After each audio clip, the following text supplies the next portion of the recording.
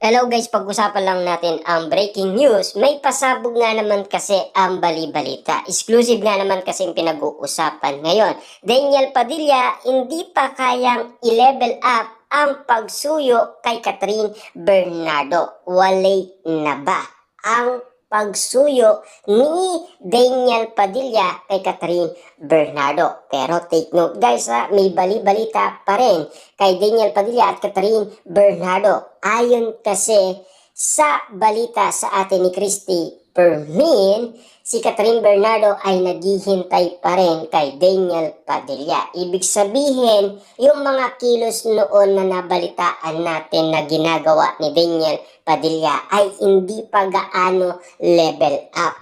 Ibig sabihin, talagang pinupus pa rin ni Daniel Padilla ang kanyang sarili kung papaano niya ito gagawin. Na alam naman natin, last 2024, ayon kay Daniel Padilla, ako na ang bahala sa lahat. At lalo-lalo na, meron pa umanong ula kay Daniel Padilla noong last 2024 kay Jake Costura na ang energy ni Daniel Padilla at Catherine Bernardo ay iisa lang. Ibig sabihin, same lang.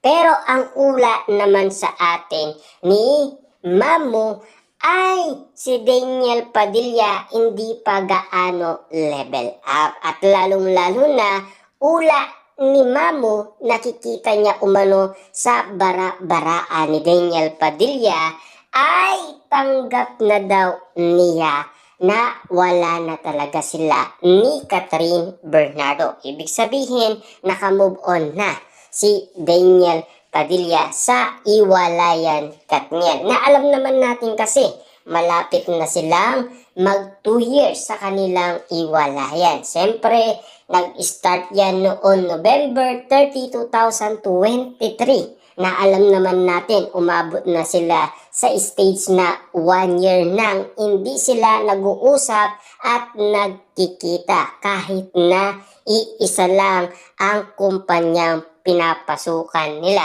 Walang iba kundi ang ABS-CBN. Pero ito pa rin ang pinag-uusapan ngayon at pinagkakaguluhan at pinagpipestaan ang ula ni Mamo. Pero kayo, ano nga ba ang masasabi ninyo patungkol umano sa ula ni Mamo patungkol kay Daniel Padilla na hindi pa gaano ibinigay ang power ni Daniel Padilla sa pagsuyo kay Catherine Bernardo samantalang naghihintayan pa rin si Catherine Bernardo? Ibig sabihin lang yan, lahat ba ng mga pinag-uusapan ngayon na ula ni Mamo, kaya-kayang maging totoo yan? Siyempre alam naman natin, yan ang nakikita lang ni Mamo sa bara-baraa na tinitignan niya ang baraan ni Daniel Padilla, kung ano ang ibig sabihin at kung ano ang pwede niyang makita at pwedeng ibalita sa atin. Na breaking news nga naman kasi na alam naman natin ito ay mga latest na bali-balita ngayon na pinag-uusapan at pinagkakaguluhan. Samantalang kay Catherine Bernardo naman, meron nabasa sa baraan ni Catherine Bernardo na 3 non-showbiz guy na naliligaw umano kay Catherine Bernardo. Pinagsabay-sabay daw ni Catherine Bernardo yan na alam naman natin kasi siyempre pipili lang ng isa si Catherine Bernardo kung sino talaga ang matimbang sa kanyang puso. Pero ang nakikita naman kasi ng karamihan, tanging si Daniel Padilla pa rin ang laman ng isipan at puso ni Catherine Bernardo. Kasi sa lahat na kinikilos ni Catherine at ni Daniel Padilla, iisa lang ang kanilang minamahal. Na alam naman natin kasi kung talagang nakamove on na sila, bakit pa nila sinusuot ang kanilang regalo sa isa't isa? At bakit sila magpaparamdam umano? Dahil ba sa bali-balitang pinag-uusapan noon sa social media na namatay si Tita Che na founder ng Katniel? Dahil sila ay nagbigay lang ng respeto at pagmamahal at suporta kay Tita Che dahil siya ang bumuo ng Katniel Fans Club kung bakit dumami ang mga sumuporta sa Katniel. Kita nyo naman, no?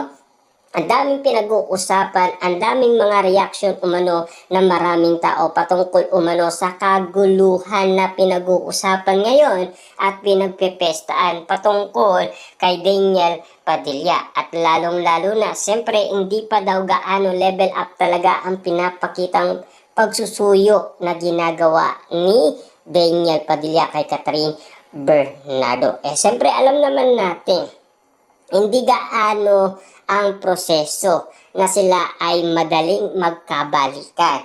Ayon kasi kay Robin Padilla naman, kapag sila ay nagkaroon ng movie, baka sakaling maisipan daw nilang magkabalikan. Kaso nga lang kasi, iba ang kontrata ni Catherine Bernardo. Ayaw niyang makasama si Daniel Padilla dahil nakalimutan niya na kasi si Daniel Padilla. Samantalang nag-usap sila at nagkita sila dahil tumulong ang malapit na kaibigan ng Katniel para nga naman kasi mag-ayos sila. Yan kasi ang mga kaganapan at bali-balita umano kina Daniel Padilla at Catherine Bernardo. Kaya nga naman kasi ang mga latest na bali-balita at kaganapan ngayon na pinag-uusapan sa social media, eto na ang mga lumalabas ngayon na bali-balita patungkol sa kanila. Siyempre, Daniel Padilla yan at Catherine Bernardo na matagal nang nagkaiwalay at malapit na nga naman kasing mag 2 years ang kanilang iwalayan.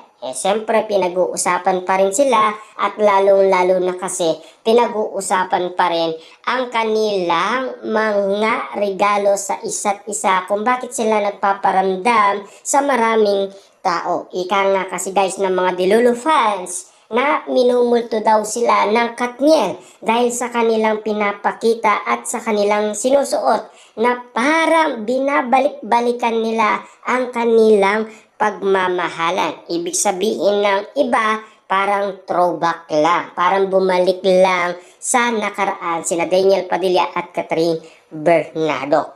Pero ito naman ang lumabas na ula ngayon kay Mahmo. Nasa inyo na kung paniniwalaan ninyo at kung ano ang say ninyo sa ula niya.